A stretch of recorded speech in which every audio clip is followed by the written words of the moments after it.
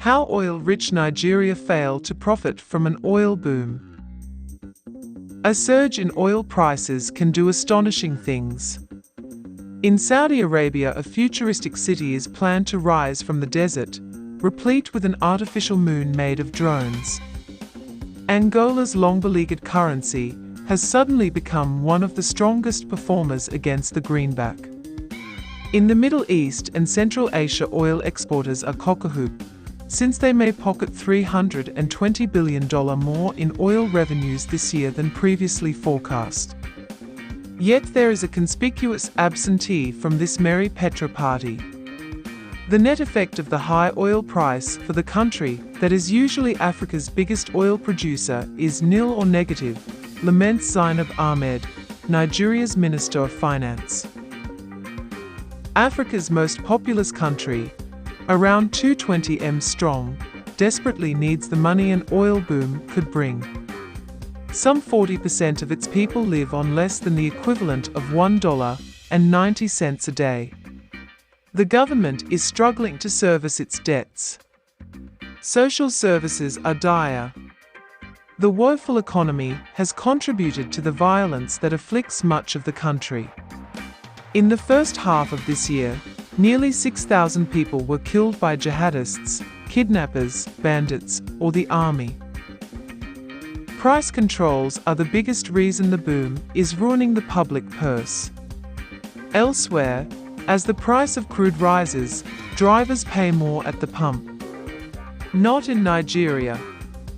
Petrol is about 175 naira, 42 cents, a litre, among the world's cheapest, yet the government has not raised the official price since December 2020. In January, President Muhammadu Buhari reneged on his latest promise to reform the system, leaving the government to pay for the vast gap between Nigeria's low fixed price and the global one. The state-owned Nigerian National Petroleum Corporation, NNPC, covers the fuel subsidy from its profits and sends what is left to the government. But in the first half of this year it sent nothing at all. The prognosis is grim. The World Bank forecast in June that the government will spend 5.4 trillion naira, $12.6 billion, on fuel subsidies this year, more than 3 times what it coughed up last year. That is more than the increase in revenue the government will get from higher crude oil prices, reckons the World Bank, see Chart 1. As a result, Nigeria's net oil revenues are likely to be about 40% lower than last year, despite the high global price. That squeezes everything else. In this year's amended budget, the government allocated more to the fuel subsidy than to education, health care, and welfare combined. Price fixing has other ill effects. Because petrol is artificially cheap, Nigerians burn more of it. Consumption of petrol has risen from about 58 litres a day in 2021 to around 70 this year, according to the NNPC's import figures. Some Nigerians, unsurprisingly, buy cheap subsidized petrol, smuggle it across the border, and sell it at a huge markup in neighboring countries. Such smuggling is most lucrative when global prices are high. Also, although Nigeria pumps crude oil, its refineries are so dysfunctional they have been closed down, so it imports almost all of its refined fuel. Rising domestic consumption thus weighs on the current account. Another reason Nigeria's public finances benefit so little from high oil prices is that production itself has slumped to 1.13 barrels per day, the lowest in more than 50 years. See Chart 2, which is partly why the oil industry has also been a drag on headline economic growth. Output has been dipping slowly since 2005. This year it has dived. Angola's output recently overtook Nigeria's. One reason for falling output is that the NNPC is so short of cash after paying for petrol subsidies that it struggles to cover production costs for pumping crude oil. Yet another is that a lot of oil is never counted as part of Nigeria's output because it has been stolen. Estimates vary, but the oil industry's regulator says thieves are snaffling 108,000 barrels a day, about 7% of production. This cost the government $1 billion in the first quarter of this year alone. Watchdogs estimate that between 5% and 20% of Nigeria's oil is stolen. The Trans-Niger Pipeline, which can transport 180,000 barrels a day, about 16% of the country's current production, suffers so much theft that its flow has been halted since June. Another big pipeline that carries 150,000 barrels a day has also been repeatedly attacked.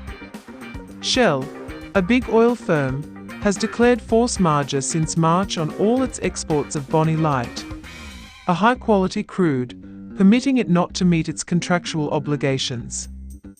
Nigeria could produce another 700,000 barrels a day, but for theft and oil companies having to cut back production to avoid it, claims Emile Kyari, the NNPC's head.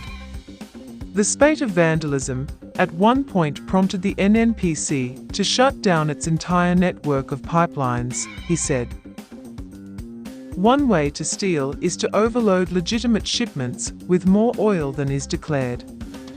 Another is to break into pipelines and siphon oil off, then cook it up in bush refineries before selling.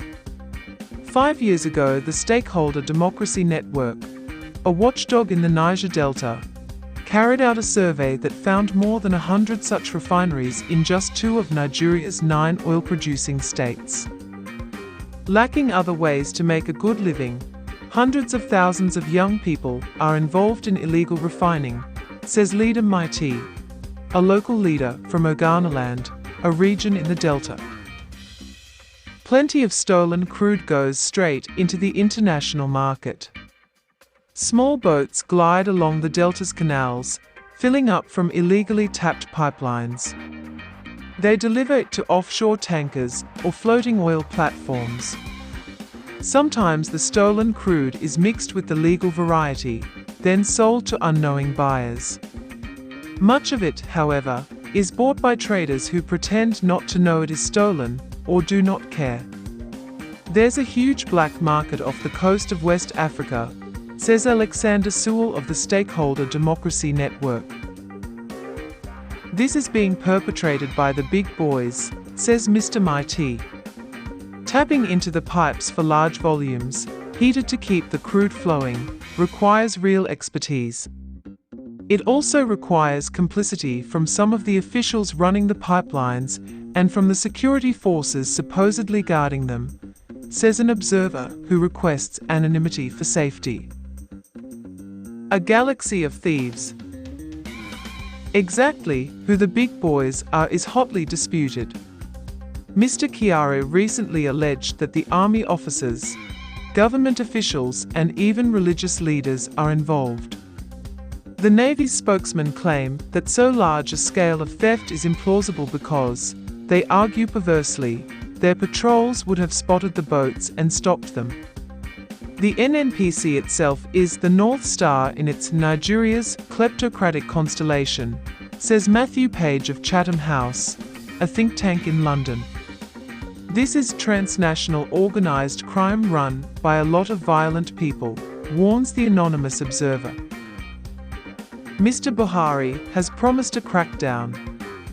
The NNPC's first move was to hire private security firms to protect the pipelines, a telling indictment of the army. But it is unlikely to solve the problem. 2 of the firms are part-owned by a former warlord, Government Ekpemupolo, better known as Tom Polo. He led a guerrilla campaign in the 2000s for the locals to control the Delta's oil, before agreeing to a deal whereby he would stop blowing up the pipelines in exchange for an amnesty, and for lucrative security contracts. That has fallen apart under Mr. Buhari's government, which in 2016 issued a warrant for his arrest. Yet Tom Polo is now bizarrely both a government contractor and still on the wanted list of Nigeria's anti-corruption agency, which says he has earned $105 million through graft. He denies wrongdoing. Ordinary Nigerians might at least console themselves that their petrol is still cheap. However, it sometimes runs out, as price-controlled goods often do. This year there have been 3 bouts of shortages. Exasperated motorists in long queues ruminating on the country's corruption may be forgiven for uttering a popular Yoruba catchphrase, Japa, meaning emigrate. Thanks for watching. Please share, like and subscribe. Thanks.